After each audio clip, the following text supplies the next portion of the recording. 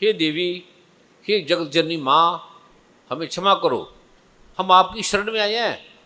आपने वेद में कहा है, जो सैकड़ों सैकड़ों पाप करके मेरी शरण में आकर एक बार माँ श्री जगदम्ब कहकर पुकारता है, उसे वह गति प्राप्त होती है जो ब्रह्मा आदि देवताओं को भी सुलभ नहीं है।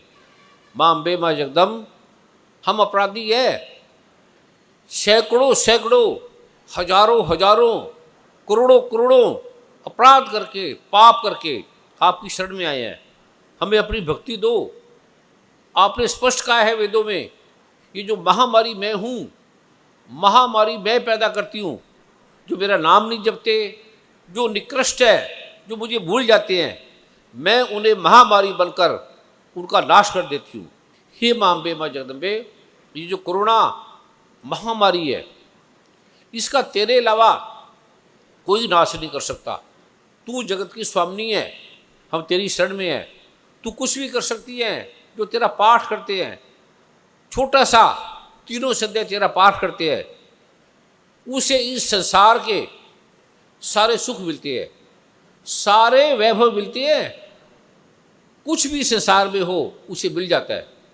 हे माँ अम्बे, माँ जगदम्बे, हम तेरा पाठ करेंगे जो तूने वेद में लिखा है। हे दयामयी माँ, हम आपके बच्चे हैं, मूर्ख हैं, अल्पज्ञ हैं, तू दयामयी है, हमें तेरा ध्यान दो, अपनी भक्ति दो। तेरी भक्ति के बिना दुखों का, रोगों का समाधान हो ही नहीं सकता। इस कोरोना की भयंकर महामारी का कोई इलाज नहीं कर सकता। इस दुनिया में कोई वैज्ञानिक, कोई डॉक्टर, कोई भी नहीं कर सकता। हे माँ, जिसने तेरा नाम जपा, पाठ किया, वो करोड़ों लोग कोरोना से मुक्त हो गए, उन्हें कोरोना छू ही नहीं पाया। ये प्रत्यक्ष इसका वैज्ञानिकों ने देखा, डॉक्टरों ने देखा। जो तेरा पाठ है, जिसने जिसने भी किया, वो रोगों से मुक्त हो गया, गरीबी से मुक्त हो गया, बीमारियों से मुक्त हो गया। जो अहंकार के वशीभूत होकर, अहंकार से भरकर तेरा नाम ही नहीं जपते थे, रो रहे हैं, तेरा नाम नहीं जप रहे, उन पर दया कर। हम वह पापी हैं, हम वह अहंकारी हैं, हम पर दया कर माँ। देवताओं की देवता, परमात्माओं की परमात्मा, हे माँ, हे करुणामयी माँ, हमारे पापों का अंत कर। ये सारा संसार तूने बनाया है, तेरा है, हम तेरी शरण में आए हैं। जय अम्बे, जय जगदम्बे। ये प्रार्थना है, इसको रोज सुना करो। अद्भुत है। ये स्वयं देवी देवताओं ने माँ दुर्गा के आगे कही। देवी भागवत में, विष्णु पुराण में, शिव पुराण में, रामायण में, गीता में, ऐसा दुनिया का कोई ग्रंथ नहीं है जिसमें ये प्रार्थना नहीं है। और ये कोई हिंदू, मुसलमान, सिख, ईसाई का नहीं है। जो भी जगत में दिखाई दे रहा है, उसकी माँ है ये, उसको पैदा करने वाली है। इसको धर्म से दूर रखो, जाति पाति से दूर रखो, अहंकार से दूर रखो। इसको नाम मत दो, इसका नाम नहीं है, कोई नाम नहीं है इसका। नाम जो मर्जी बोल दो, इसको राम बोल दो, कृष्ण बोल दो, अकाल पुरख बोल दो, परमात्मा बोल दो, जो मर्जी बोल दो इसका नाम। हे माँ दुर्गा, हम आपकी शरण में आए हैं। आज मैं आपका दिव्य पाठ इनको दे रहा हूँ। ये वेद है, वेद की पुस्तक है, गीता प्रेस गोरखपुर की, पेज नंबर 44, देवेथर शीर्षम इसका नाम है। अथर वेद में इसकी बड़ी महिमा है। वेद, अथर वेद क्या है ये? तूने कहा मैं ब्रह्म हूँ, मैं परमात्मा हूँ, मुझसे प्रकृति जो भी दिखाई दे रहा है मुझसे पैदा हुआ है। तुम्हें जो सुख है वो मैं देती हूँ, आनंद मैं देती हूँ, विज्ञान अविज्ञान मैं हूँ। अवश्य जाने युग है ब्रह्म, जिसका तुम ज्ञान प्राप्त करना चाहते हो, परमात्मा का ज्ञान प्राप्त करना चाहते हो, आत्मा को जानना चाहते हो, वो मैं ही हूँ। मुझे जान लिया, तूने सबको जान लिया। मुझे नहीं जाना तो कुछ भी नहीं जाना। वेद वेद मैं हूँ, विद्या अविद्या मैं हूँ, अजा और अनजा मैं हूँ, ऊपर नीचे अगल बगल मैं हूँ। तू हमारे अंग संग है, तू दरिया दाना बीना, मैं मछली कैसी अंतला, जहाँ जहाँ देखा तांता तू है, तुझसे निक्सी फूट भरा। गीता में भगवान ने कहा है, नैनम सिदंसी शस्त्रानी, नैनम दहती पावका, न चैनन कले देते आपो न सुश्रुति मारुता। तू पास है, आत्मा है, तू ही परमात्मा है। वे तेरी महिमा गाते हैं। तुझसे पहले कुछ नहीं था, ना ब्रह्मा ना विष्णु ना महेश। तू विष्णु की शक्ति है, विष्णु को उत्पन्न करने वाली है। तू स्कंद माता शिव की शक्ति है। तू सरस्वती माता ब्रह्म की शक्ति है। तू देव माता अदिति और दक्ष करने सती, पाप नाशनी कल्याणकारी केवल तुम ही हो। तुमसे बढ़कर ना कोई था ना होगा। तो इसका मैं आपको मंत्र दे रहा हूं, पाठ दे रहा हूं, अद्भुत है। और जो ये नहीं करता वह सैकड़ों लाख जप करके भी सिद्धि नहीं प्राप्त कर सकता, ब्रह्म को नहीं जान सकता, परमात्मा को नहीं जान सकता। सैकड़ों लाख, ये 51 नंबर पेज में लिखा हुआ है। और जो इसका गुरु के द्वारा 10 बार केवल पाठ कर लेता है, 10 बार, वह उसी क्षण पापों से मुक्त हो जाता है। महादेवी के प्रसाद से बड़े बड़े दुस्तर संकटों को पार कर जाता है। कोरोना तो उसके पास आता ही नहीं है, उसको देखते ही भाग जाता है। यदि अपने शरीर का भला चाहो तो मनुष्य इस पाठ के बिना एक कदम भी घर से ना निकले। इसका पाठ करके यात्रा करे। इस पाठ के द्वारा सब ओर से मनुष्य सुरक्षित हो जाता है। वह जहाँ जहाँ जाता है उसे निरोगता मिलती है, धन मिलता है, यश मिलता है, कीर्ति मिलती है। उसकी सारी कामनाओं को मैं पूर्ण करती हूँ, उसकी विजय होती है।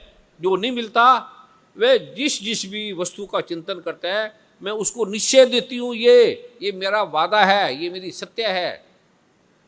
वह स्त्री वह पुरुष इस पृथ्वी पर तुलना रहित महान ऐश्वर्य का भागी होता है। ऐश करता है, आनंद लेता है, सुखी रहता है। उसकी परिवार संपदा सुखी रहती है।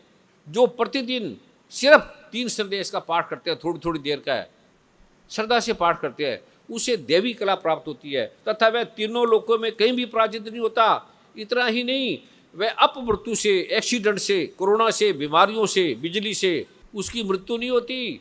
वह 100 से अधिक वर्षों तक जीवित रहता है। ये मैं सत्य वचन कह रही हूँ, ये मैं सत्य वचन कह रही हूँ, ये मैं सत्य वचन कह रही हूँ। भगवान शिव कहते हैं वो धन्य है जिनको ये पाठ मिल गया। हे देवी पार्वती वो धन्य है। जब तक वन, पर्वत और पृथ्वी ये टिकी हुई है तब तक उसकी पुत्र पोत्र आदि संतान परंपरा बनी रहेगी। तब तक उसके पुत्र पोता ऐसे बनी रहेगी। बताओ, फिर देहकांत होने पर वह स्त्री पुरुष बच्चे भक्ति माँ माया के प्रसाद से नित्य परम पद परमात्मा को प्राप्त हो जाते हैं। जिसके लिए वो तपस्या करते हैं, ऋषि मुनि बड़ी बड़ी तपस्या करते हैं, वो उस पद को प्राप्त हो जाते हैं इस पाठ से। और अनंत रहते हैं, शिव के समान हो जाते हैं, ब्रह्मा के समान हो जाते हैं, नारायण के समान हो जाते हैं। मेरे रूप में समा जाते हैं, मेरे निराकार में समा जाते हैं, मेरे साकार में समा जाते हैं। इस संसार का, पृथ्वी का सब प्राप्य हो जाता है। इतना सरल है और तुम पाठ ही नहीं करते। 3 संध्या, 5-10 मिनट सुबह, 5-10 मिनट दोपहर को, 5-10 मिनट शाम को, बस तुम नहीं करते। फिर भी तुम्हें हमें दे रही है दुर्गा माँ, हमें फिर भी दे रही है, हमें फिर भी दे रही है। अब नहीं करते।